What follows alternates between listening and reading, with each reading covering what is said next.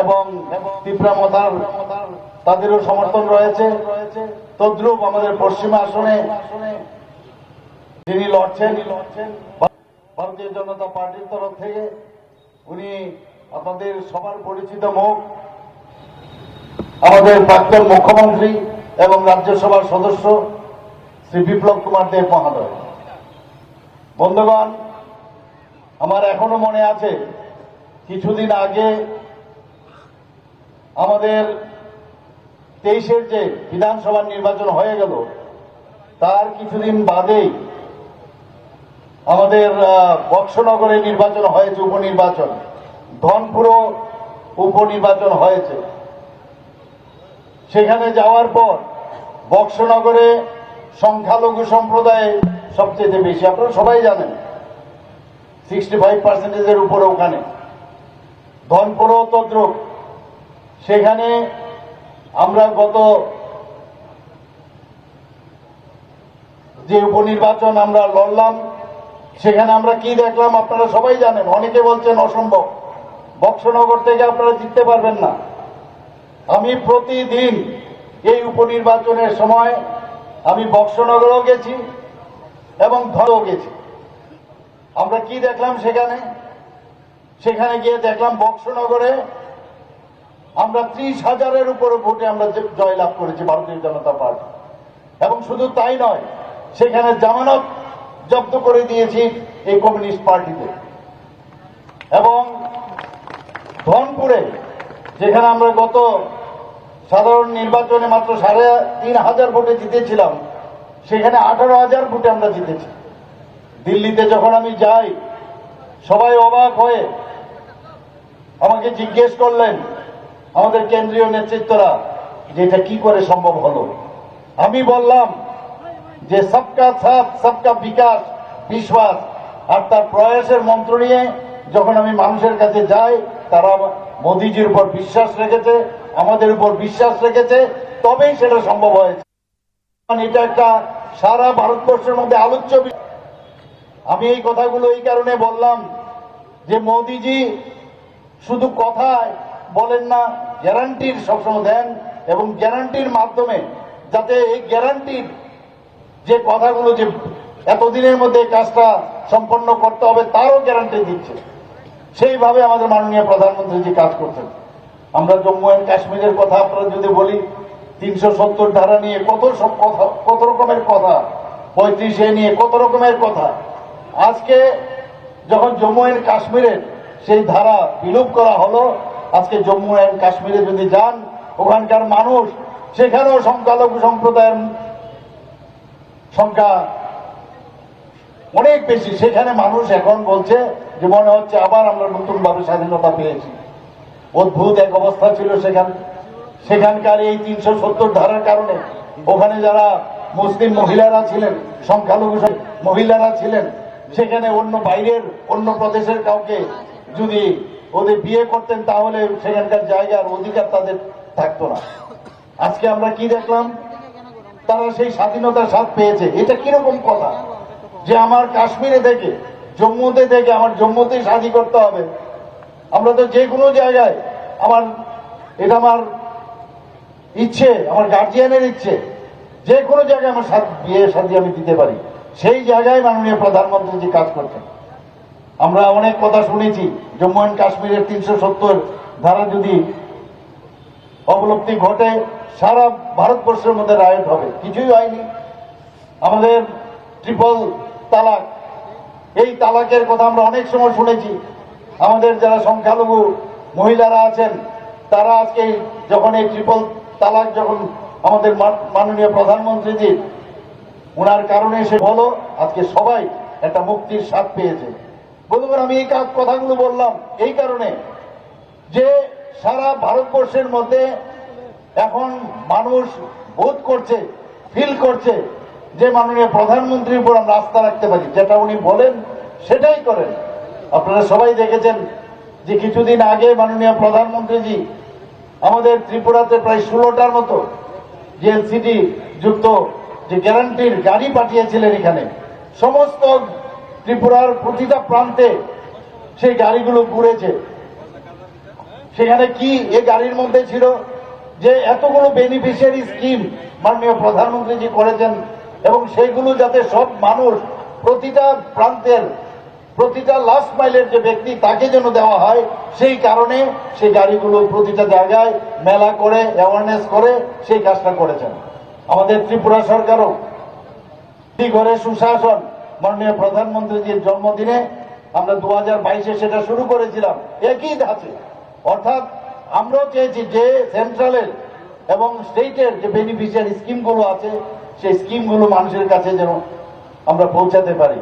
কারোর ঘর নেই, ঘর পেয়েছে কিনা, কারোর এসটি সার্টিফিকেট নেই, এসটি সার্টিফিকেট ওই তৎক্ষণাৎ ওখানেই দেওয়া, ম্যারেজ সার্টিফিকেট দেওয়া, বিভিন্ন এসটি সার্টিফিকেট নেই, এসটি সার্টিফিকেট দেওয়া, এই কাজগুলো আমরা এই দ্বিতীয়বার আবার শুরু করেছি এই মাননীয় প্রধানমন্ত্রীজির যে বিকশিত ভারত সংকল্প যাত্রা। মাননীয় প্রধানমন্ত্রীজি বারবার বলছেন যে 2047 সনে যে বিকশিত ভারত যে চিন্তা ভাবনা উনি করেছেন, সেই যে কাজগুলো উনি করে যাচ্ছেন সকাল থেকে রাত্রির পর্যন্ত, সেই কাজের ফল আমরা কিন্তু 2047 সনে আমরা দেখব। বন্ধুগণ, আমি এখানে আসার সময় আমি শুনছিলাম আমাদের মাননীয় মন্ত্রী টিঙ্কু রায় যে অ্যাক্টিভ পলিসিতে কিভাবে মাননীয় প্রধানমন্ত্রীজি আমাদের যে নর্থ ইস্টের এই অষ্টলক্ষ্মীকে উনি কিভাবে কোন জায়গায় পৌঁছিয়েছেন। আগে আমি যখন বিভিন্ন সময়ে যখন মুখ্যমন্ত্রীদের সাথে নর্থ ইস্টের মুখ্যমন্ত্রীদের সাথে আমি বসি, ওনারা বলছেন যে এতদিন বাদে আমাদের মনে হচ্ছে আমরা সত্যিকারের অর্থেই ভারতে আছি। এখন এমন একটা অবস্থা, ইন্টারস্টেট সীমানা নিয়ে প্রবলেম, টেররিস্টদের প্রবলেম, বোমাবাজি, কাউকে ধরে নিয়ে যাওয়া, এগুলো আমরা প্রায়ই আমরা দেখতাম। আজকে কোথায় মাননীয় প্রধানমন্ত্রীজি যখন 2014 সনে আসলো, কোথায় এবং সেই রায়ট আর কোথায় এই ধরনের উগ্রপন্থীর ঘটনা এখন তো নেই। অর্থাৎ শান্তি যদি প্রতিষ্ঠিত থাকে তাহলেই ডেভেলপমেন্ট হবে। আজকে এই অ্যাক্টিভ পলিসির মাধ্যমে আমাদের হীরা মডেল মাননীয় প্রধানমন্ত্রী দিয়েছেন, ন্যাশনাল হাইওয়ে দিয়েছেন, ইন্টারনেট দিয়েছেন, রেলওয়ে দিয়েছেন, এয়ারওয়ে দিয়েছেন, এখন ওয়াটারওয়েজও দিচ্ছেন। মানে খালি উন্নয়ন ছাড়া উন্নয়নের কোন রকম ধর্ম হয় না। মাননীয় প্রধানমন্ত্রী যে আমাদের বলেছেন যে আপনারা গিয়ে খালি প্রতিটা ঘরে যাবেন আর প্রতিটা ঘরে গিয়ে বলবেন মাননীয় প্রধানমন্ত্রী যে আমাদের পাঠিয়েছেন, আপনাদের আশীর্বাদ লাগে। আমাদের কার্যকর্তাদের আমরা সবসময় বলি গিয়ে মানুষের ঘরে ঘরে যাও, সম্পর্ক করো, আর সম্পর্কের সাথে সাথে সমর্থন আদায় করো। এ হচ্ছে মাননীয় প্রধানমন্ত্রীজি। আমরা আজকে ভাগ্যবান যে এরকম একজন প্রধানমন্ত্রী আমরা পেয়েছি। উনি কি বলছেন, মে চৌকিদার হুঁ, কি বলছেন, মে চৌকিদার হুঁ। আর আগে ইউপিএ গভর্নমেন্টের সময় আমরা দেখতাম স্ক্যাম, এগুলোই তো দেখতাম। আর আমরাও ধরে নিয়েছি যে এইভাবেই বোধহয় দেশ চালায়, রাজনীতি বোধহয় এইভাবেই করতে হয়, এবং সংখ্যাধিক্যের কারণে বা মিলিজুলি করে একটা সরকার খালি লুট করো, সেটা আমরা দেখে এসেছি, অভ্যস্ত হয়ে গেতাম। সেই জায়গায় দাঁড়িয়ে যখন 2014-তে মাননীয় প্রধানমন্ত্রী এলেন, উনি রাজনীতির ভাষা যেটা সংজ্ঞা সেটাও পাল্টে দিয়েছেন, এবং আজকে ভারত কোন জায়গায় চলে গেছে, পঞ্চম অর্থনীতিতে, 5 ট্রিলিয়ন অর্থনীতিতে চলে এসছে। আগামী দিনে চেষ্টা করছে তৃতীয় স্থানে চলে আসা। আমরা সত্যিই ভাগ্যবান যে আজকে কারোর ঘর নেই, ঘর দিচ্ছে, কারোর জল নেই, জল দিচ্ছে, কারোর শৌচালয় নেই, শৌচালয় দিচ্ছে, কারোর বিজলি নেই, বিজলি দিচ্ছে। এই যে মৌলিক যে সমস্যাগুলো, সেই সমস্যাগুলো এখন এই ভারতীয় জনতা পার্টির বা এনডিএ সরকার আমাদের মাননীয় প্রধানমন্ত্রীর কারণে সেটা সম্ভব হচ্ছে। আমরাও সেই দিশায় চলছি।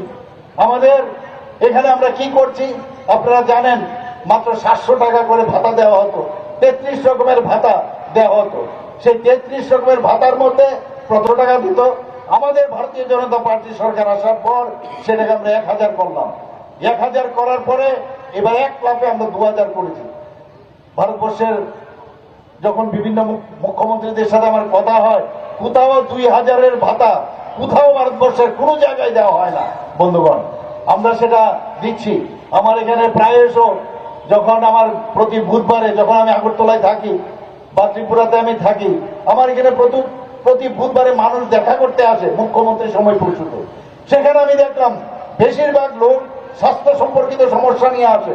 চেষ্টা করেছি মুখ্যমন্ত্রীর ত্রাণ তহবিল থেকে কিছু দেওয়ার, কিন্তু তারপরেও দেখলাম যে এতে সমস্যার সমাধান হচ্ছে না। স্বাস্থ্যের থেকে নেই বা অন্য ডিপার্টমেন্ট থেকে নেই, কিন্তু সোশিয়াল এডুকেশন থেকে নেওয়ার পরেও দেখে এতে সমস্যার সমাধান হয় না।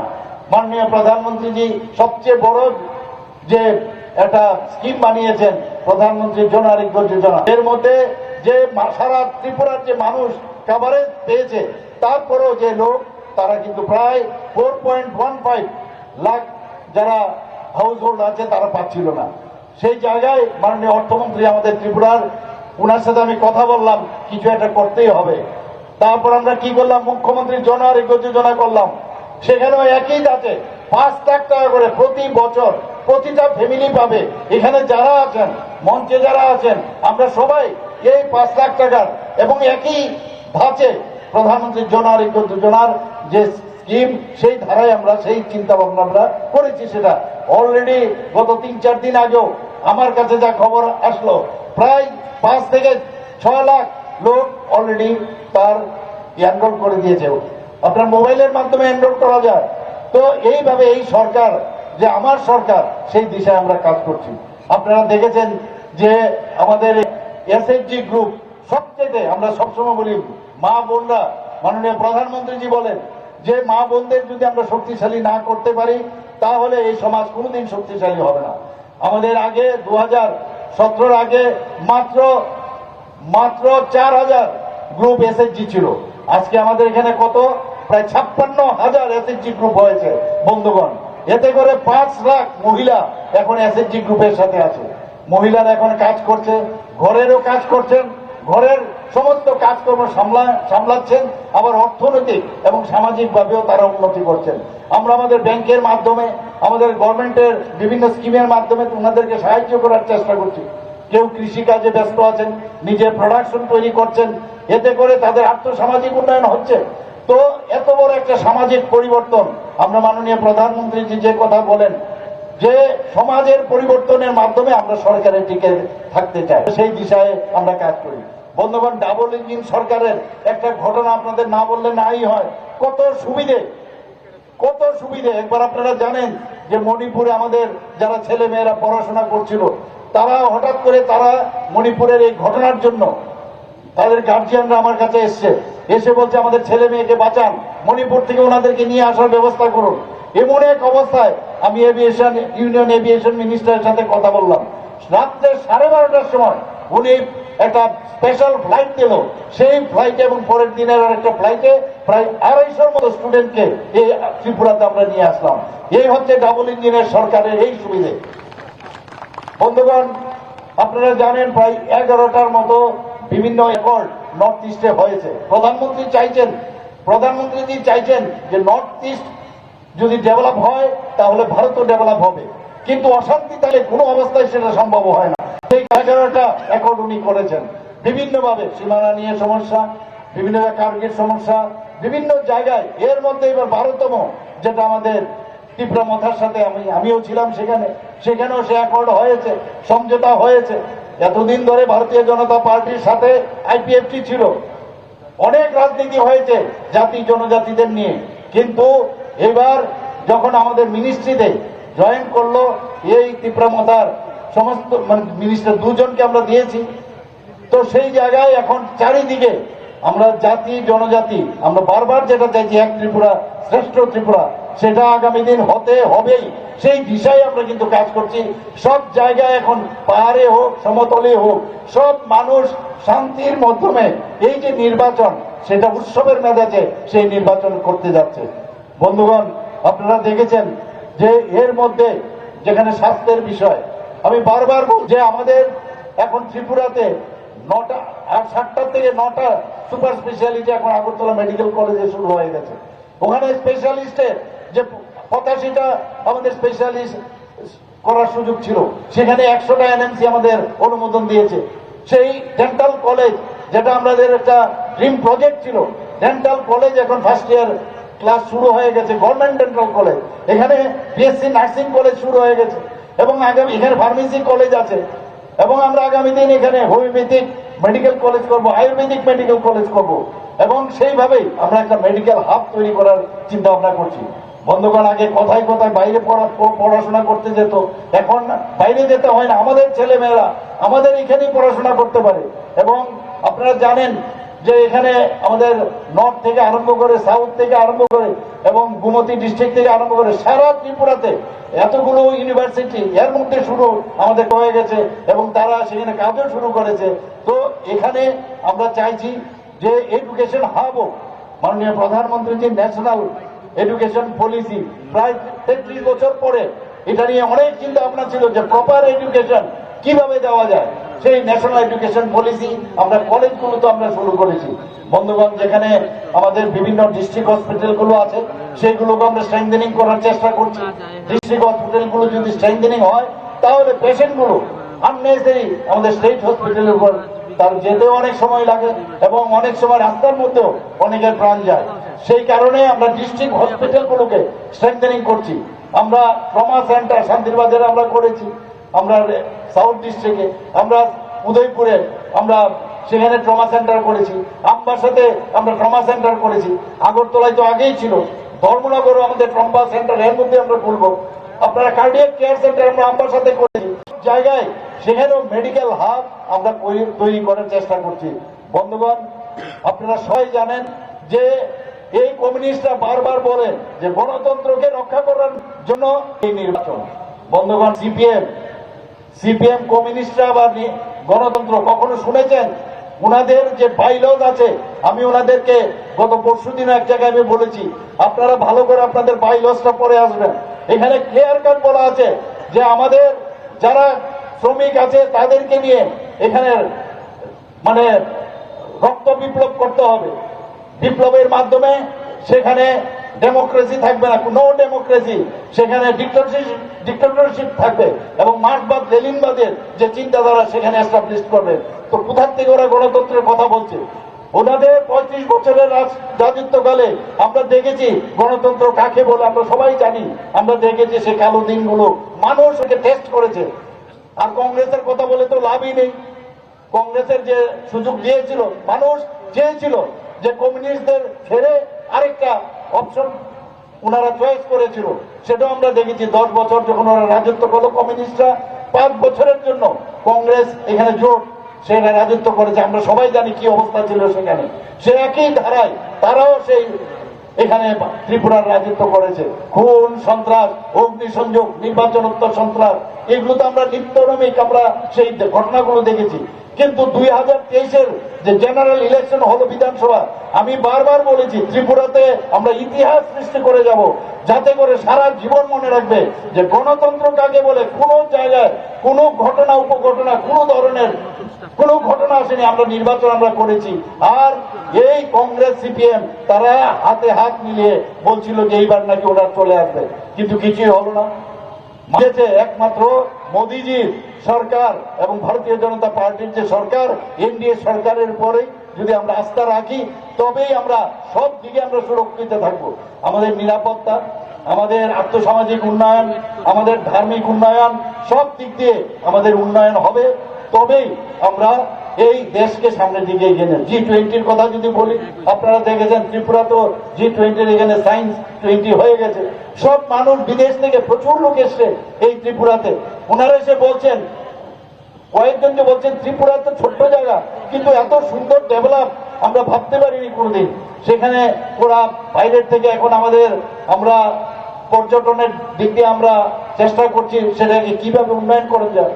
আমাদের এখানে বাঁশ ভিত্তিক শিল্প হচ্ছে, আমাদের এখানে রাবার ভিত্তিক শিল্প হচ্ছে, আগরের উপর ভিত্তি করে বাইরের থেকে বহু যারা ইনভেস্টার তারা আসছে। এখন এই শান্তি সম্প্রতি এখানে আছে, তবে মানুষ এখানে আসার চিন্তা ভাবনা করছে এবং আমি নিশ্চিত যে আগামী দিন আমরা যে এক ত্রিপুরা শ্রেষ্ঠ ত্রিপুরা সেটা ভেবেছি, নিশ্চিত সেটা হবে। বন্ধুগণ, এখানে গরমে আপনারা হাসফাস করছেন, আমি আর বেশি কিছু বলবো না, তবে এতটুকু বলবো যে এই দেশকে যদি বাঁচাতে হয়, দেশকে বাঁচাতে গেলে প্রদেশকে বাঁচাতে হবে। কারণ এই দেশে প্রদেশ মিলেই দেশ।